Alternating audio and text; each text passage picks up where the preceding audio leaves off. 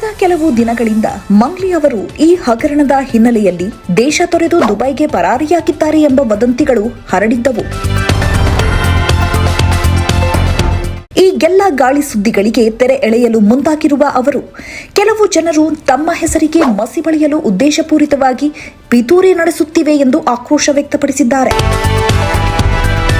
ಈ ಆರ್ಥಿಕ ವಂಚನೆಯ ಪ್ರಕರಣದಲ್ಲಿ ನನ್ನ ಹೆಸರು ಎಳೆದು ತಂದಿರುವುದು ಸಂಪೂರ್ಣ ಆಧಾರರಹಿತ ಮತ್ತು ದುರುದ್ದೇಶಪೂರಿತ ಎಂದು ಗಾಯಕಿ ಸಾಮಾಜಿಕ ಮಾಧ್ಯಮದ ವೇದಿಕೆಗಳ ಮೂಲಕ ಅಸಮಾಧಾನ ವ್ಯಕ್ತಪಡಿಸಿದ್ದಾರೆ. ಸಾರ್ವಜನಿಕ ಜೀವನದಲ್ಲಿರುವ ನನ್ನ ವ್ಯಕ್ತಿತ್ವಕ್ಕೆ ಧಕ್ಕೆ ತರಲು ಕೆಲವು ದುಷ್ಟಶಕ್ತಿಗಳು ಇಲ್ಲಸಲ್ಲದ ಮಾಹಿತಿಯನ್ನ ಹರಡುತ್ತಿವೆ ಎಂದು ದೂರಿದ್ದಾರೆ. ಮೈಕ್ರೋ ಫೈನಾನ್ಸ್ ಹಗರಣಕ್ಕೆ ಸಂಬಂಧಪಟ್ಟಂತೆ ಈಗಾಗಲೇ ಪೊಲೀಸರು ತನಿಖೆಯನ್ನ ಚುರುಕುಗೊಳಿಸಿದ್ದು, ಸಂತ್ರಸ್ತರಿಗೆ ನ್ಯಾಯ ಕೊಡಿಸುವ ನಿಟ್ಟಿನಲ್ಲಿ ಕೆಲವು ಪ್ರಮುಖ ವ್ಯಕ್ತಿಗಳನ್ನ ಬಂಧಿಸಿದ್ದಾರೆ. ಈ ವಿಚಾರವಾಗಿ ಮಾತನಾಡಿದ ಮಂಗ್ಲಿ, ಈ ಹಗರಣದಿಂದ ಅನ್ಯಾಯಕ್ಕೊಳಗಾದ ಸಂತ್ರಸ್ತರ ಬಗ್ಗೆ ತಮಗೆ ಕಾಳಜಿ ಇದೆ ಎಂದು ಹೇಳಿದ್ದಾರೆ. ಸಂತ್ರಸ್ತರಿಗೆ ನ್ಯಾಯ ಸಿಗೋವರೆಗೂ ನಾನು ಅವರ ಪರವಾಗಿ ನಿಲ್ತೇನೆ ಎಂದು ಹಿಂದೆ ಕೂಡ ಹೇಳಿದ್ದೆ.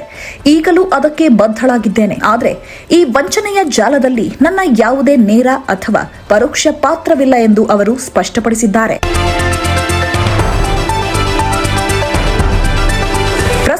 ಮಂಗ್ಲಿ ಅವರ ಮೇಲೆ ಬಂದಿರುವ ಈ ಗಂಭೀರ ಆರೋಪಗಳು ಅಭಿಮಾನಿಗಳ ಆತಂಕಕ್ಕೆ ಕಾರಣವಾಗಿದೆ. ಸಾಮಾಜಿಕ ಮಾಧ್ಯಮದಲ್ಲಿ ವದಂತಿಗಳು ಹರಡುತ್ತಿರುವ ಈ ಸಂದರ್ಭದಲ್ಲಿ ಸತ್ಯಾಸತ್ಯತೆ ತಿಳಿಯುವವರೆಗೆ ಯಾರು ತಪ್ಪು ಮಾಹಿತಿಯನ್ನ ನಂಬಬಾರದು ಎಂದು ಅವರ ಆಪ್ತ ವಲಯ ವಿನಂತಿಸಿದೆ.